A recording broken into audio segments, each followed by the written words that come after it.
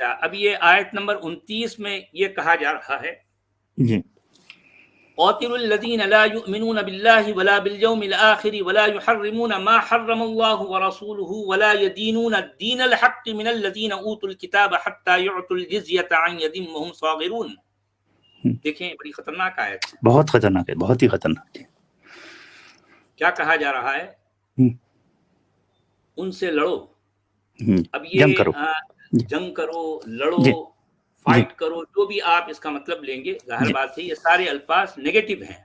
جی بالکل نیگیٹو. قاتلو اصل میں ایک نیگیٹو ورڈ ہے، تو ظاہر جی بات ہے یہ ایٹیٹیوڈ ہی جو ہے یہ نیگیٹو ہے. ان سے لڑو. کن جی سے لڑو بھائی؟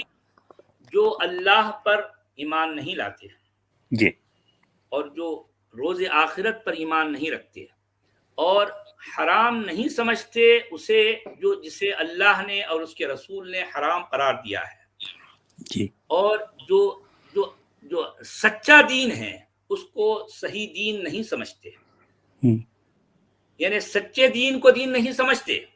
جی یعنی دیکھیں کہ ان کا جو دین ہے نا، جی قرآن کے لکھنے والے نے یہ اللہ کی داداگیری کے حوالے سے جس دین کو تراشا ہے وہی دین ان کے نزدیک صحیح ہے.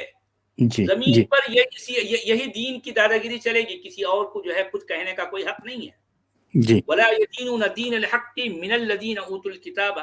اچھا، وہ لوگ جنہیں کتاب دی گئی، ان لوگوں میں سے جنہیں کتاب دی گئی، یہاں تک کہ الجزیہ ان سے وہ جو ہے وہ الجزیہ اپنے ہاتھوں سے دیں، اس طرح سے کہ جو ہے وہ اپنے آپ کو ذلیل اور جو ہے کمتر سمجھیں.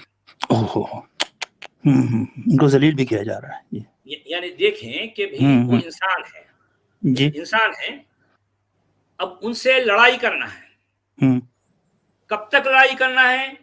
کہ یہاں تک کہ وہ اپنے ہاتھوں سے نچلے، ذلیل ہو کر، جی کمتر ہو کر جزیہ دینے نہ لگ جائیں. اچھا، الجزیہ ہے کیا؟ اس پر بڑا جو ہے لوگ جو ہے کہتے ہیں کہ نہیں یار جزیہ تو ٹیکس ہے. نہیں، جزیہ ٹیکس نہیں ہے، ہرگز نہیں ہے. جزیہ اصل میں وہ مالی بوجھ ہے، مالی تاوان ہے جو محض اس طرح سے لیا جاتا ہے کیونکہ یہ اللہ کے دین کو یا اللہ پر ایمان نہیں لاتا ہے. جی جی اس پر جو ہے اس طرح کا بوجھ ڈالا جائے کہ یا تو وہ اللہ پر ایمان لا لے یا پھر یہ مالی بوجھ کے ذریعے سے دبتا رہے یہاں تک کہ وہ نچلا ہو جائے، گھٹیا کمتر ہو جائے. اس حد تک جو ہے اس پر یہ بوجھ ڈالا جائے. یعنی یوں سمجھے کہ چونکہ وہ جو ہے یہ اللہ کی داداگیری والے دین کو نہیں مان رہا ہے نا، تو اب اس پر یہ بوجھ ڈالنا ہے. بطور سزا یہ بوجھ اس پر ڈالنا ہے کہ یہاں تک کہ وہ اپنے ہاتھوں سے انتہائی حقارت کے ساتھ وہ جزیہ، وہ مالی تاوان نہ دینے لگ جائے. اس وقت تک جو ہے اس سے لڑائی کرتے رہنا ہے. اور اس میں تو بہت اسپیسیفکلی کہہ رہے ہیں کہ اہل کتاب جو ہیں ان کے خلاف بھی تم ایکشن لو. تو یہ بڑا کنٹروورشل بات ہے جنہیں اب کتاب اصل دی گئی میں تھی. اہل کتاب کا جو ہے جو لفظ آیا ہے کہ یہاں پہلی بات تو اہل کتاب نہیں ہے. اہل کتاب کے لیے تو قرآن کا لکھنے والا اہل الکتاب کہتا ہے.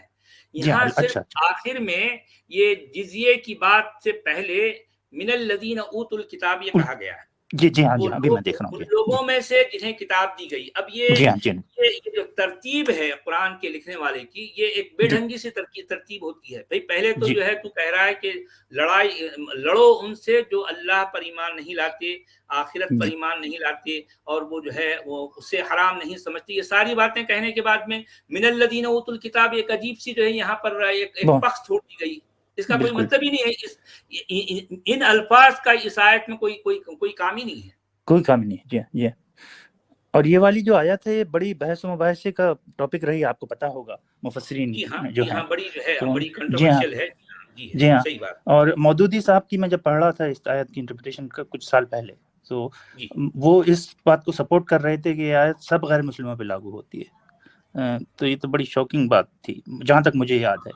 نہیں ہاں سبھی غیر مسلموں پر اس لیے کہ کیونکہ آیت کا جو ہے جو شروعات میں جو جس انداز سے یہ آیت شروع ہو رہی ہے الذین لا یؤمنون باللہ ولا بالیوم الآخر ولا یحرمون ما حرم اللہ ورسولہ ولا یدینون دین الحق، یعنی یہ اس میں پوری کیٹیگری آ گئی نا بھائی. دنیا کی جتنی قومیں ہیں جو اللہ کی دادگری کو تسلیم نہیں کرتی تو وہ اس آیت کے تحت اس میں شامل ہیں.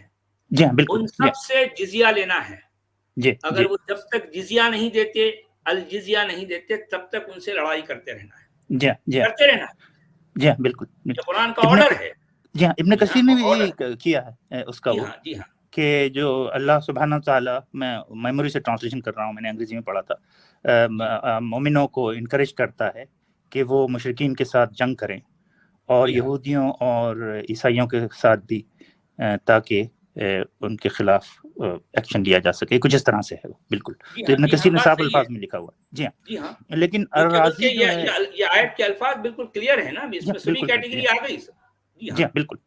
لیکن الرازی جو تھے ان کو وہ یہ کہتے ہیں کہ یہ سب یہودیوں پہ اور عیسائیوں پہ یونیورسلی لاگو نہیں ہوتا اور ان کو کنڈیم نہیں کیا گیا. تو ان کا انٹرپریشن تھوڑا سا الگ ہے، اور وہ یہ کہتے ہیں کہ وہ انہی یہودیوں اور عیسائیوں پہ کے لیے ہے جو توریت اور انجیل کو فالو نہیں کرتے. یہ الرازی کا انٹرپریٹیشن ہے، یہ میں نے پڑھا تھا کچھ دن پہلے. دیکھیں کہ جس طرح سے یہ الفاظ آئے ہیں اس سے تو یہ بات سمجھ آتی ہے کہ یہ سبھی تمام غیر مسلموں پر یہ بات لاگو ہوتی ہے، یہ آیت لاگو ہو رہی ہے. بالکل بالکل. کیونکہ آیت کی شروعات ہی سے جو ہے، شروعات میں جو بات بتائی گئی ہے اس سے تو بات کلیئر ہو جاتی ہے کہ جو ہے تو کوئی اللہ پر ایمان نہیں لاتا تو بات ختم.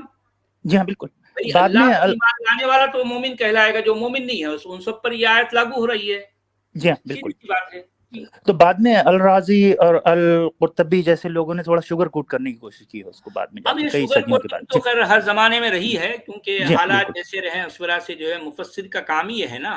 مفسر مترجم کیا کرتا ہے، جس وقت جو ہے وہ اگر مائنورٹی میں ہے یا حالات ایسے ہیں تو وہ شوگر کوٹ کرتا ہے. اگر جہاں کچھ بھی نہیں ہے، ان کی اپنی دادگیری کا ان کے لیے پورے اگر چانسز ہیں تو کھل کر جو ہے اپنی بات کہتے ہیں. جی بالکل. جہاں یہ جو ہے میجورٹی میں ہے، جہاں ان کے پاس اختیارات بھی ہیں، اگر جو ہے یہ برسر اقتدار آ جائیں تو ظاہر بات ہے اس آیت کو ایز اٹ از نافذ کریں گے. یہ ان کو شوگر کوٹ کرنے کی ضرورت نہیں پڑے گی. جی بالکل بالکل کہہ رہے ہیں نا. جب ان کو موقع ملتا ہے تو اپنی پوری طرح سے داداگیری پر جو ہے یہ اتر آتے ہیں. کیونکہ اب آج جو ہے چونکہ ان کی داداگیریاں نہیں چلتی ہیں تو اس وجہ سے یہ ہر موقع پر جو ہے یہ اپولوجسٹک جو ہے یہ اپروچ اپناتے ہیں اور پھر جو ہے ہمیشہ شوگر کوٹ کرنے کی کوشش کرتے ہیں، جو کہ ناکام ہے. شوگر کوٹنگ قرآن کے بیانات پر جو ہے شوگر کوٹنگ ناکام سی بات ہے. قرآن اس معاملے میں بڑا کلیئر ہے. اپنے قتل و قتال کے معاملے میں قرآن ایک دم کلیئر ہے، یہاں کوئی ایمبیگوٹی نہیں ہے، ایک دم کلیئر بات. قتل و قتال اور دوسروں سے نفرت پھیلانے کے معاملے میں نفرت کرنا یا جو ہے بغض و عداوت رکھنا، یہ قتل و قتال ہے، جہاد ہے، یہ اس معاملے میں قرآن بالکل کلیئر ہے. جی بالکل. جی بڑا ہیلپ فل تھا یہ ڈسکشن ہمارا آیت 29 پہ. بہت بہت شکریہ آپ کا اسد والا صاحب. ہم موو آن کر سکتے ہیں. جی ہاں.